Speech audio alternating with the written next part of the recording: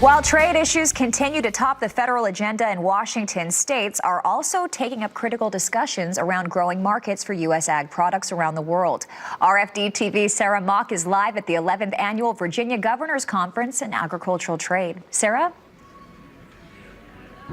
Well, we are here this morning at this really unique event on the state level. We're lucky to be joined here by Bettina Ring. She is the Commissioner for Ag and Forestry here in Virginia. Bettina, talk to us a little about this event. Who's here? So we have such a diverse audience. We have individuals from the embassies. We have 15 embassy staff, 30 staff members, but 15 embassies represented here. We have 50 students from Virginia Tech, Virginia State University, and NC State. We have producers here. We have those from the forest products industry as well as the agribusinesses across the state. And we have federal, state, and local officials all committed and caring about agriculture and doing all that they can to advance agriculture and forestry in the state. Absolutely. Now talk to us a little bit about kind of the history of this conference. We don't really see this kind of event at the state level. Why is it relevant to have these conversations in the specific context of Virginia, and how has this kind of grown in the past, 11 years? In Virginia, agriculture and forestry are our #1 industry. And so when you think about not only what happens domestically with our industry, but we export products, both forest products as well as agricultural products, and that's huge to the Commonwealth of Virginia. We also have a wonderful port, the Port of Virginia, so we have great access to being able to export our products. And it's with all this happening right now with trade, it's really important that we have these conversations, that we continue those conversations, and that we look at the different agreements that are taking place or in process with other countries, and how we can make sure we continue to have free trade and open trade, and that we're doing all that we can to support the promotion of our products internationally and to make that easy to both export and import products into Virginia.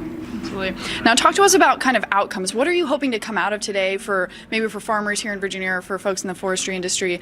And what can people look forward to seeing with the State Department of Agriculture as far as maybe trade missions or events that are coming up in 2019? Right. I think that they can learn that if they're not currently exporting, that there are opportunities there and how they can take advantage of those resources that are in place at the Department of Agriculture and Consumer Services, at the Department of Forestry, at the Virginia Economic Development Partnership. We are here basically in the state to be able to support our businesses, to help them thrive and help them not only do the work that they do within the state or within the U.S., but to be able to take advantage of exporting product.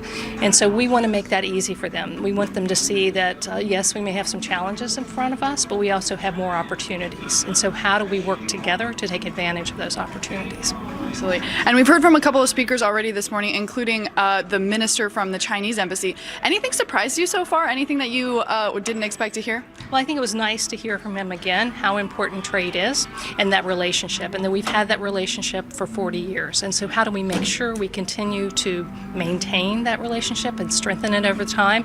And it really requires all of us coming together, both the U.S. and China, giving up something, if you will, being able to work through to have a consensus, to have an agreement, to be able to ensure that we're continuing to provide China with healthy, safe, quality products like we have in agriculture, like we have in forestry, and that we can continue to have that relationship back and forth. Importing and exporting is truly important, that trade, and we heard from him that the spring is on the horizon as we think about planting seeds and hopefully harvesting something down the road, that it really takes all of us working together to make that happen. Absolutely. Well, thanks again to Bettina Ring for joining us here today. We'll have more updates for you later in the morning. Till then, back to you. Thank you, Sarah. And we will head back to Richmond for more updates from the conference on the half hour every hour this morning on your Market Day Report. Weeks of heavy snowfall and impacted roads and farms caused a number of Minnesota dairy farmers